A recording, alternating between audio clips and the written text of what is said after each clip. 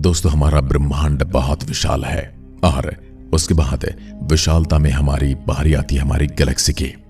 उसके बाद हमारा सौरमंडल और उसके बाद हमारी पृथ्वी का वातावरण या पृथ्वी।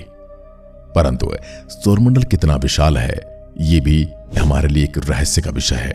आपके मन में भी यह सवाल आता ही होगा कि रॉकेट और स्पेसक्राफ्ट जब हमारे वैज्ञानिक किसी ग्रह पर भेजते हैं तो उसका प्रोसेस क्या रहता है और इसके साथ ही हर ग्रह पर पहुंचने में कितना समय लगता है और किस कंडीशन में किसी भी ग्रह पर पहुंचा जा सकता है।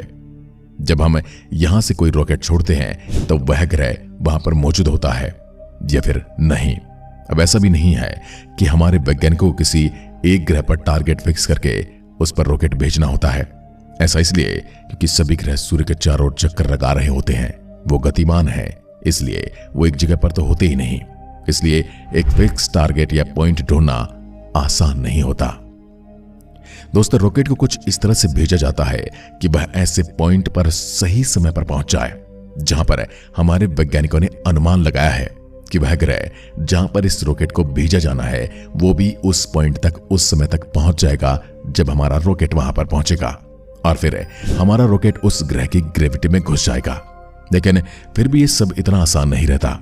आखिरकार उस स्पेसक्राफ्ट में पर्याप्त ईंधन भी तो होना जरूरी है और अन्य ग्रह, तारे और सूर्य की ग्रेविटी से भी इसे बचना होता है। तो चलिए आज की वीडियो में हम इसे गहराई से समझने की कोशिश करते हैं। आखिर कोई भी स्पेसक्राफ्ट या रॉकेट किसी ग्रह पर किस तरह से भेजा जाता है और साथ ही ये भी जाने कि हमारे सोलर सिस्टम में अलग अलग ग्रह पर पहुंचने में कितना समय लगेगा। दोस्तों, किसी भी रॉकेट को किसी भी ग्रह पर पहुंचने के लिए सबसे ज्यादा जरूरी है पर्याप्त मात्रा में प्रोपेलेंट का मौजूद होना। प्रोपेलेंट दरअसल रॉकेट में डलने वाले ईंधन को कहा जाता है। हालांकि जब रॉकेट उड़ने लगता है तब धरती की ग्रेविटेशनल फोर्स अपना काम कर रही होती है और इसलिए यह भी जरूरी होता है कि कोई भी रॉकेट काफी तेजी से धरती की ग्रेविटेशनल इन्फ्लुएंस से बाहर हो सके ताकि जो ग्रेविटेशनल फोर्स उसे रोकने का काम करता है वो उससे भी बाहर हो जाए। यदि रॉकेट को किसी अन्य ग्रह पर पहुंचना है तो सबसे पहले यही देखा जाता है कि वह समय कौन सा है जब उस ग्रह की दूरी धरती से काफी कम होगी, क्योंकि ऐसा करने पर एक तो प्रोपेलेंट की कम जरूरत पड़ती है और साथ ही दूरी और समय भी कम लगता है। उदाहरण के लिए धरती और मंगल 2 साल में एक बार एक दूसरे के सबसे नजदीक होते हैं, इसलिए किसी रॉकेट को अगर मंगल ग्रह पर भेजना है तो ऐसे ही समय पर उसे लॉन्च किया जाता है। लेकिन यदि हमें किसी दूसरे ग्रह पर रॉकेट भेजना है तो हमें उसके पास आने का ध्यान रखना होता है कि कहीं वह रास्ते में किसी अन्य ग्रह के साथ ग्रेविटेशनल इन्फ्लुएंस में ना आ जाए और अपना रास्ता भटक जाए। जैसा कि आपको पहले बताया गया है, कोई भी ग्रह हमारे सोलर सिस्टम में फिक्स्ड पोजीशन में मौजूद नहीं है, वो चारों तरफ सूर्य के घूमते रहते हैं। हर ग्रह बहुत ही तेज स्पीड से सूर्य का चक्कर लगा रहे होते हैं, इसलिए किसी रॉकेट का यह भी जरूरी है कि उसे एक इलेक्ट्रिकल ऑर्बिट में ही लॉन्च किया जाए और इसी इलेक्ट्रिक ऑर्बिट को होमेन ट्रांसफर ऑर्बिट कहा जाता है। इसलिए ऐसा नहीं हो सकता कि किसी भी रॉकेट को किसी भी अंतरिक्ष में भेज दिया जाए। लॉन्च की भी एक फिक्स्ड डेट और टाइम होता है क्योंकि यह सब कैलकुलेशन पर आधारित होता है। जब किसी रॉकेट को इलेक्ट्रिकल ऑर्बिट में लॉन्च किया जाता है वह कुछ इस प्रकार होता है कि जब रॉकेट अपने टारगेट पॉइंट तक पहुंचेगा तब वहां पर वह ग्रह भी पहुंच जाएगा जिस पर जांच करने के लिए किसी सैटेलाइट या स्पेसक्राफ्ट को रॉकेट के जरिए भेजा जा रहा है। क्या आप जानते हैं, बुध और शुक्र जैसे ग्रहों पर चैलेंजेस थोड़े और भी बढ़ जाते हैं। ऐसा इसलिए क्योंकि ये दोनों ग्रह सूर्य के नजदीक होते हैं और इसलिए यदि कोई रॉकेट इन तक भेजा जाए तो इन सब बातों का ध्यान रखना होता है कहीं सूर्य की ग्रेविटी उस रॉकेट को अपनी ओर न खींच ले, क्योंकि अगर ऐसा हो गया तो सूर्य उस रॉकेट को अपनी सतह की ओर आकर्षित कर लेगा और वह रॉकेट पूरी तरह से सूर्य की सतह पर जाकर टकरा जाएगा। इसलिए मरकरी और वीनस जैसे ग्रह पर मिशन करने के लिए हमारे वैज्ञानिकों को और भी काफी मेहनत करनी पड़ती है। साथ ही हमें अगर रॉकेट को आउटर प्लेनेट की ओर भेजना है तब भी रॉकेट की स्पीड इतनी तेज होना जरूरी है कि वह सूर्य की ग्रेविटी को पार कर सके। अब आपने ये तो जान लिया कि किस तरह से रॉकेट को लॉन्च किया जाता है और साथ ही इसके साथ किन किन बातों का ध्यान रखना चाहिए। अब हम ये भी समझते हैं कि किस ग्रह तक पहुंचने में कितना समय लगता है। नंबर 1, सबसे पहले हम चलते हैं बुध ग्रह की ओर।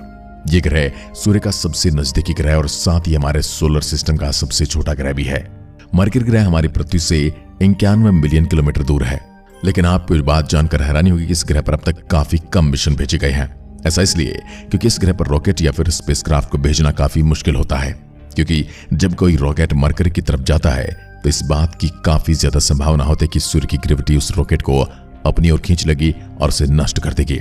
इसलिए जब भी हमें मरकरी पर किसी रॉकेट को भेजना है तो हमें उसकी स्पीड इतनी ज्यादा रखनी होगी कि आप मान लीजिए वह अंतरिक्ष में एक बूंद से निकली हुई गोली की तरह ही होगा। इसलिए इस ग्रह पर किसी रॉकेट को भेजने के लिए सबसे पहले तो ह्यूमन ऑर्बिट में ही इसे भेजना होगा, और मरकरी के केस में यह ऑर्बिट लगभग 310 मिलियन किलोमीटर लंबा पड़ेगा। साथ ही रॉकेट को मरकरी तक पहुंचने के लिए 106 दिन का समय भी लग जाएगा, और दूसरा रॉकेट की स्पीड काफी तेज रखनी होगी, लगभग 58 किलोमीटर प्रति सेकंड के हिसाब से। हालांकि दोस्तों ऐसा भी नहीं है कि मरकरी पर कभी कोई मिशन किया ही नहीं गया हो। साल 1974 में मैरिनर 10 नाम का एक प्रोब मरकरी पर भेजा गया था, और उससे हमारे वैज्ञानिकों को इस ग्रह के बारे में जानने को काफी कुछ मिला। मरकरी के बाद दूसरा ग्रह आता है शुक्र ग्रह। यह ग्रह धरती से 41 मिलियन किलोमीटर की दूरी पर है। यदि हम इसके ह्यूमन ऑर्बिट की बात करें तो इसका डिस्टेंस लगभग 402 मिलियन किलोमीटर लंबा है। लेकिन क्या आप जानते हैं, यदि हम वीनस ग्रह पर भेजे गए स्पेसक्राफ्ट का इतिहास देखें, अब तक ये पाएंगे कि हर एक स्पेसक्राफ्ट को वीनस ग्रह तक पहुंचने के लिए अलग समय लगा है। हालांकि ऐसा कहा जाता है कि वीनस ग्रह तक पहुंचने के लिए कोई भी एवरेज प्रोब को लगभग 150 दिन लग जाएंगे।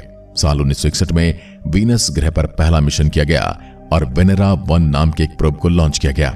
यह प्रोब वीनस ग्रह तक केवल 97 दिनों में ही पहुंच गया, लेकिन साल 2006 में भेजे गए ESAS वीनस एक्सप्रेस को वीनस ग्रह के ऑर्बिट में पहुंचने के लिए 153 दिनों का समय लगा। यहां तक कि एक बार एक ऐसा मिशन भी किया गया था, उसे वीनस ग्रह तक पहुंचने में 463 दिनों का समय लग गया था। अब बात करते हैं मंगल ग्रह की। मंगल ग्रह हमारी पृथ्वी से 56 मिलियन किलोमीटर की दूरी पर है, और आज के समय में हमारे पास जो टेक्नोलॉजी है उसके हिसाब से मंगल ग्रह पर पहुंचने के लिए लगभग 8 महीने का समय लग जाता है। साथ ही इसके ह्यूमन ऑर्बिट का डिस्टेंस लगभग 600 मिलियन किलोमीटर के बराबर है। लेकिन यदि मंगल ग्रह पर भी किए जाने वाले मिशन का इतिहास देखा जाए तो आप यही पाएंगे, कुछ मिशन को इस तक पहुंचने में काफी ज्यादा समय लगा और कुछ को कम समय लगा। मैरिनर 6 और मैरिनर 7 को मंगल ग्रह तक पहुंचने में 156 दिन और 131 दिन लग गए। लेकिन कुछ ऐसे मिशन भी थे जब उन्हें मंगल तक पहुंचाने के लिए 300 दिन से ज्यादा का समय लगा। अब नंबर आता है बृहस्पति ग्रह का। बृहस्पति हमारे सोलर सिस्टम का सबसे बड़ा ग्रह और आउटर प्लेनेट की लिस्ट में आता है। यह हमारी धरती से 620 मिलियन किलोमीटर की दूरी पर है। लेकिन जुपिटर ग्रह तक पहुंचने के लिए अब तक हमारे पास कोई एवरेज टाइम ड्यूरेशन नहीं है, क्योंकि अब तक जितने भी मिशन इस ग्रह पर गए हैं उन सबको अलग अलग समय ही लगा है। जुपिटर पर भेजे गए सबसे पहले प्रोब पायनियर 10, जिसे 2 मार्च 1972 को लॉन्च किया गया था, उसे जुपिटर तक पहुंचने के लिए 640 दिनों का समय लगा था। उस प्रोब ने 1.273 बिलियन किलोमीटर ह्यूमन ऑर्बिट तय किया था। अब आप खुद ही अनुमान लगाओ कि आखिर कितना बड़ा डिस्टेंस है। जुपिटर के बाद हमारे सोलर सिस्टम का सबसे बड़ा ग्रह है शनि। यह ग्रह हमारी पृथ्वी से 1277 मिलियन किलोमीटर की दूरी पर है। क्या आप जानते हैं कि इस ग्रह तक किए जाने वाले शुरुआती मिशन को लगभग 6.5 साल का समय लगा था।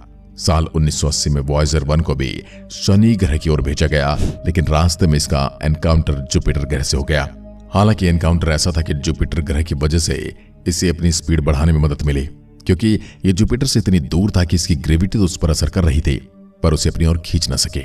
इसके कारण इसकी स्पीड बढ़ गई और अंत में उस मिशन को शनि ग्रह तक पहुंचने के लिए 1165 दिन लग गए, यानी इसे लगभग 3 साल का समय लगा था शनि ग्रह तक पहुंचने के लिए।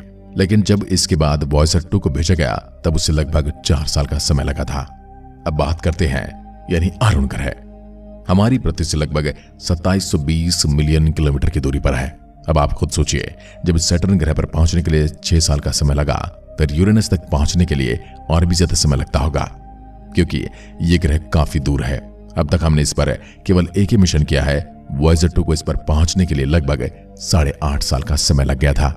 हालांकि ये वैज्ञानिकों के अनुमान से आधा ही था, क्योंकि इसके ह्यूमन ऑर्बिट से इस ग्रह तक पहुंचने के लिए 16 साल का समय लगना चाहिए था। लेकिन यह समय आधा इसलिए हुआ क्योंकि जुपिटर और शनि के ग्रेविटेशनल इन्फ्लुएंस के कारण इसे काफी मदद मिली और इसकी स्पीड बढ़ गई। अब बात करते हैं आखिरी ग्रह नेपच्यून यानी कि वरुण ग्रह की।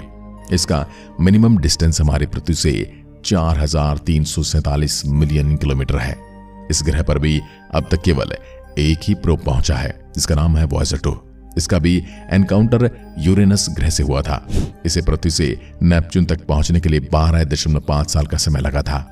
अब आप खुद सोचिए ये मिशन कितने मुश्किल होते होंगे। आपको जानकर हैरानी होगी कि ऐसा माना गया था कि वॉयेजर 2 को ह्यूमन ऑर्बिट के हिसाब से नेपच्यून तक पहुंचने के लिए 30 साल लग सकते हैं। दोस्तों, अभी हमारे सोलर सिस्टम में एक प्लैनेट बाकी है जिसका नाम है प्लूटो। जिसे पहले प्लैनेट कहा जाता था, लेकिन अब यह एक ड्वार्फ प्लैनेट है। इसकी दूरी धरती से 4300 मिलियन किलोमीटर है। जनवरी 2006 में न्यू हॉरिजॉन्स नाम का एक मिशन लॉन्च किया गया। 58,536 किलोमीटर प्रति घंटा की स्पीड से चलने वाला यह पहला ऑब्जेक्ट था जो इतनी तेजी से हमारी धरती के एटमॉस्फेयर से निकला था। ह्यूमन ऑर्बिट के हिसाब से तो यह अनुमान लगाया था कि इसे शायद 43 साल का समय लग जाएगा प्लूटो तक पहुंचने के लिए। हालांकि न्यू हॉरिजॉन्स केवल 9.5 साल में ही प्लूटो पर पहुंच गया था। आज के वीडियो में बस इतना ही। अगर वीडियो पसंद आए तो लाइक कीजिए और ऐसी वीडियोस के लिए चैनल को सब्सक्राइब जरूर करें। धन्यवाद।